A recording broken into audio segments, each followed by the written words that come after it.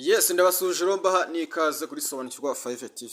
Umunsi rero tukaba tugiye kuganira kuri iyi ngingo. Ese waba warigeze ubona umukobwa uri mu rukundo ariko ukabona hari ikintu muri we kitagenda neza, nubwo ashobora kuba atabibona. Uyu munsi rero tugiye kuganira,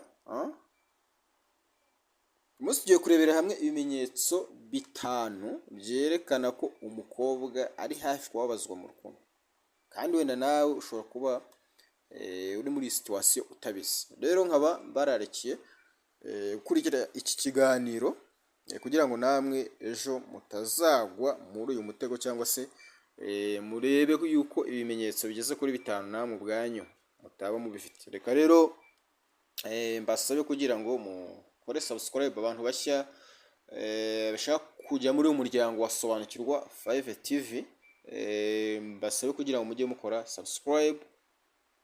Ibiganiro byacu dushyiraho umunsi ku munsi namwe bibashe kubageraho. Ari ikintu rero cya mbere tugomba kurebera hamwe, ni ukuvuga ngo hari gutanga byinshi kurusha uwo bakundana. Niyo ngo buri umukobwa ugiye kubabazwa cyangwa se ufite bimwe muri bya bimenyetso bitanu tugiye kurebera hamwe. Niyo ngo hari icya mbere, umukobwa arashobora gutanga urukundo rwinshi cyane rutari ku rwego rumwe n'urwo bakundana. Ubundi niyo ngo umukobwa ashobora gukunda 95% mu gihe we byibuze uri kuri 30% cyangwa se yewe ndetse uri no kuri 20%. Niyo ngo rero ugasanga ahora ari we uhamagara, ugasanga ahora yandika, ugasanga ushaka guhora ahura nawe, nyamara ugasanga uwavuga ngo aramukunda we abikora gake cyane. Ibimenyetso rero usanga mu by'ukuri bifitwe n'abakobwa nk'aba ngaba tugiye kuza kurebera hamwe muri iki kiganiro cyacu. Niyo ngo ikimenyetso rero gikomeye cy'uko ari kwiyubakira ububabare buhoro buhoro. Icyo ni icya mbere. Niyo ngo iyo ukora ibi bintu jya umenya yuko uba urimo uragenda wiyubakira ububabare cyangwa se kuzababara. Niyo ngo uba ugenda ubyubaka gake gake, gahoro gahoro. Ibi rwose biri mu kintu cya mbere uba ugomba kwitondera nk'umukobwa. Icya kabiri, niyo ngo hari ukwirengagiza ibimenyetso bibi. Ukomeza ukunda umuntu cyangwa se umuhatiriza, ntumenye we agakora ibimenyetso bigaragaza ko atanakwitayeho cyane cyangwa se atanakwitayeho, ariko wowe ugakomeza ugahatiriza. Rero nk'uyu ashobora kubona ko umusore amwima nk'umwanya, akabibona rwose ko umusore nta mwanya amuha. Ikindi akabona ko umusore akaba amubeshya cyangwa se yewe akaba atanamwubaha, ariko ugasanga umukobwa arahitamo kubyirengagiza kubera urukundo. Byose abibona, ariko ugasanga umukobwa we arabyirengagiza kubera ngo yagize gute, yarakunze. Rero ni ukuvuga ngo utangiye gusobanura amakosa y'umuntu aho kuyirinda, ujye umenya kuba wegereje kugira gute, kubabazwa. Utangiye gusobanura amakosa y'umuntu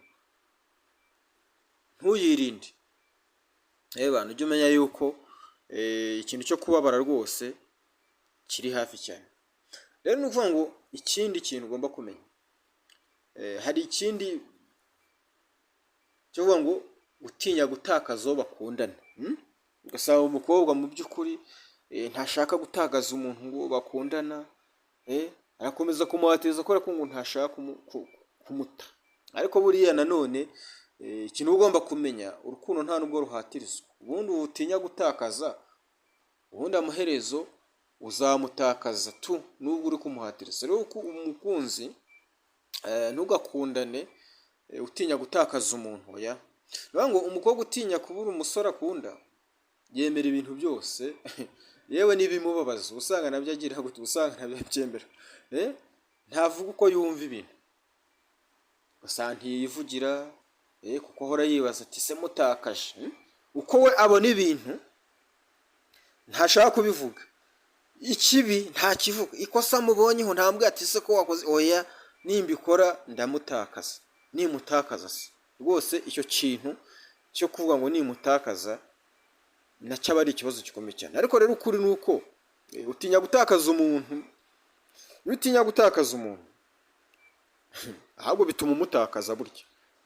Nutinya gutakaza umuntu ubundi uzamutakaza, kubera ko ntabwo kuba ushaka utinya gutakaza umuntu, ubundi umuntu ugukunda se umutakaza gute? Ntabwo ushobora gutakaza umuntu ugukunda. Iyo agukunda nyine abagukunda n'ubundi, icyo wakora cyose ntabwo byatuma agenda ngo nuko oya, ngo nuko ngo wanze gukoma ruteneri wapi. Ikindi kintu yakibaho na cya kane, kwihangana cyane. Kwihangana cyane buriya nabyo ntabwo ari byiza, ibyo nabyo yimenye. Ugasanga umukobwa yihanganira kubabazwa kenshi, akavuga ati azahinduka cyangwa se niko ameze.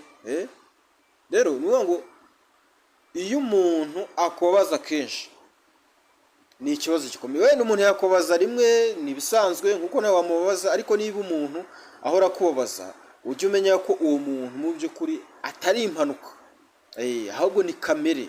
Rero ngo iyo kamere ujye umenya ko iyo kamere nta hantu uzayishyira. Rero kwihangana cyane bishobora gushyira nanone cyangwa se bishobora kukubabaza birenze. Ngo niba umuntu ariyo kamere ye, ntutekereze ko uwo muntu uzamuhindura. Niba ubona ari ikintu gihoraho uyu munsi, ejo bundi ukabona ibintu bihora byigarukamo, none wowe urinde wo guhizahindura uwo muntu. Icyo kintu wagombye kugira gute? Wagombye kucyitaho cyane. Ikindi, kwibagirwa agaciro kawe wowe mukobwa, kwibagirwa uri. Ni ukuvuga ngo ugasanga umukobwa, iyo umukobwa ari hafi kubabazwa, ni ukuvuga ngo atangira kwibagirwa ko ubwe afite n'agaciro. Ugasanga ntimenya, ntazi ko nawe ari uw'agaciro. Ni ukuvuga ngo ugasanga yemera gukundwa ariko agakundwa nabi, akirengagizwa, ugasanga afatwa uko atari. Mbere ugasanga ni umuntu wahinduwe nk'itorosho mu rukundo. Buri gitorosho nyine uragifata uko kiri ukagikoropesha hasi mu byondo, mu itaka. Buriya nuko itorosho nyine iba nta gaciro, agaciro kawe nayo gukoropesha. Ugasanga n'umukobwa nawe ahinduwe nk'itorosho. Kubera iki?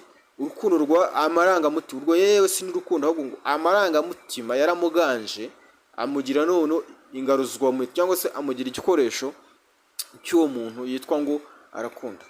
Mu by'ukuri rero ngo iyo umuntu atazi agaciro ke, ni ukuvuga ngo nta kindi kibaho, azemera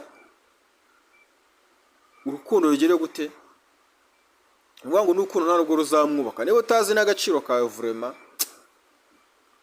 ni ukuvuga ngo na rwa rukundo nyine ruzaba ikibazo. Rero niba uzi agaciro kawe, niba uzi kuri uw'agaciro, witinya gutakaza umuntu. Gutakaza umuntu, gukundana n'umuntu ni kimwe, no kumutakaza ni ikindi, kandi ni ibisanzwe.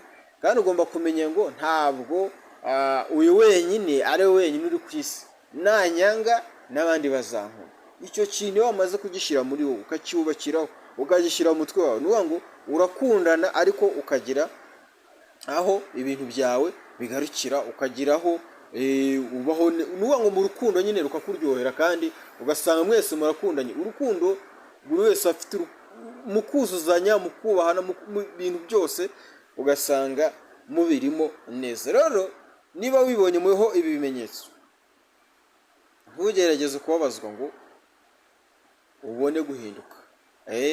Rwose uramenye, niba wibonye muri ibi bimenyetso, ntutegereze kubabaza kugira ngo ubone guhinduka. Urukundo nyarwo ni ukuvuga ngo ntiruguteshaga. Icyambere nuko urukundo nyarwo rutagutesha agaciro, ahubwo rwongera agaciro. Ujye wibuka ko uri uw'agaciro kandi ukwiriye gukundwa neza. Niba rero iyi video igufashije, ukande like, usangize n'abandi, kandi nawe wandike muri comment ndi uw'agaciro. Kandi wibagirwe gukurikira Sobanukirwa 5 TV, inyigisho zubaka ubuzima bwawe bwa buri munsi. Rero niba wakunze ibiganiro byacu, cyangwa se nibwo bwa mbere uje ugeze kuri uyu muyoboro, ukaba ushaka kuba umwe muri twe, ugashobora ushaka kuba umwe mu banyamuryango Sobanukirwa 5 TV, ukore subscribe, hanyuma ujye ubana natwe mu biganiro byacu uko tubishyiraho umunsi ku munsi, 5 kuri 5. rero ugize igitekerezo ushaka kumpa wanyandikira kuri